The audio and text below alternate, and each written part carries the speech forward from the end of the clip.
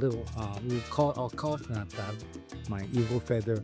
And more importantly, I think in terms of identity and my parents, my molcajete from my mother, the knife, which she may not be able to see, but I'll show right here, is my father, who's a farm worker and a bracero. And he unfortunately died when I was young, when I was 11.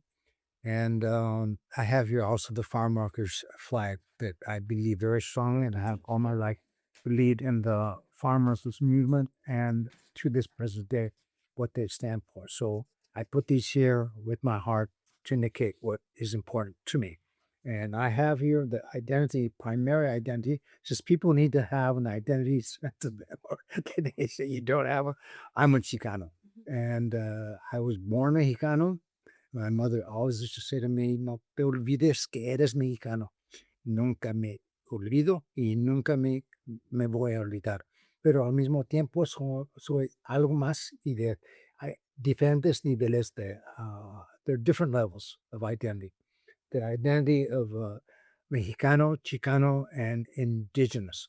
So I want to take this opportunity to acknowledge that we're on Ohlone lands that we have been graciously allowed to put forth what we do. And I thank all of you and acknowledge all of you. And we know the history very well. Uh, on top of that, I've lived in this house now 10 years approximately. And in those 10 years, I really hadn't had a limpia for this house. So, in a way, this is my limpia. So, to all of you. And I'm going to do very briefly the four directions. To me, what we have here is sage, and you don't have to get up. You're all smudged. You know, all the sage is going to you. And if you want, if you don't, okay. And it makes time sacred. And the time we have here is special. And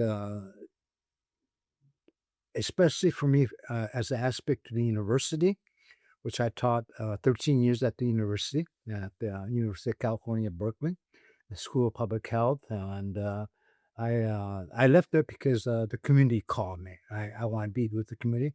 I was with the community first, and I think we will be talking about that. And the questions I'll be answering, I think will relate to that, what's been done. But the university has an obligation to our community. And in my mind, this is my opinion, it has not met its obligation in terms of the service and the way it should relate to our community. So that having a Latinx Research Center is an achievement, a tremendous achievement that I support. I had spent also, and I think it still exists, but I had to leave the Centro Latino. They're also on the campus, and I had my office there for the Intercambio Académico, which we spent 10 years building to at the University of Guadalajara. So I want that acknowledged both in terms of the university, in terms of my home, in terms of my identity. These are all very important things. This should be important to the university and people that are at the university and that we need more of, because the university cannot be the people's university if it doesn't have the people. And we are part of the people. We have a large part of the people. The demography has changed. And aside from the demography, we have a lot to give. So I want to just give the four directions real quickly. The east is over here, and we're going to salute the east. The energy, it's where the beginning are, the beginning of the sunrise, and the male energy that we find there, the spirit, the basically the healer warriors. That's what I consider myself, a healer warrior, and I think we need a lot more. And the warrior part is important in that it means that we have to face things with courage, but not with violence. We need to face things with compassion. Just as women have compassion, men need to have compassion. And so the bravery and uh, need to confront, we draw from that spirit and we want to acknowledge it. Uh, I'm going to go right to the other side, the west. the sundown, which sometimes looks like dark, but actually is so many mysteries. And I think in there, in particular, with women's spirit guiding that direction, we find that health and healing and birth and death and everything that goes with what we have in our lives is very, very important and is nurtured by that. And so we salute the women on this in this direction. And this direction, cardinal direction, is I think the south. I didn't bring my compass, but I'm pretty sure the south, and that's youth.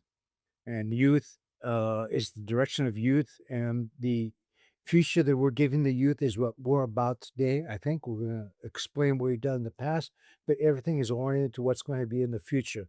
And the youth have always brought joy, and they've all brought their courage and their way of looking things differently. And things are changing, and it's time to um, move that along as well as we can and hand over every positive thing we can to that direction. Um, and the north, and I'll leave it the direction of the north being the direction of the elders. That's where we find the knowledge and the wisdom of our elders and our ancestors guides us. And that's why history is important. This project about gathering the history isn't just about the fights, battles that we've had, and the things that are they're known but are not as significant as the lessons that they taught us that we win despite the fact that we're opposed, and that the energy of the elders has got us through that, and we wouldn't be here if it wasn't for all the elders before us. And lastly, the center ties all the directions together, and we look up to Father Sky and to Mother Earth, and we know that there are lives going on there. So, with that, aho, and we should proceed with our interview and go into the subjects that you like to hear about. Thank you. Thank you.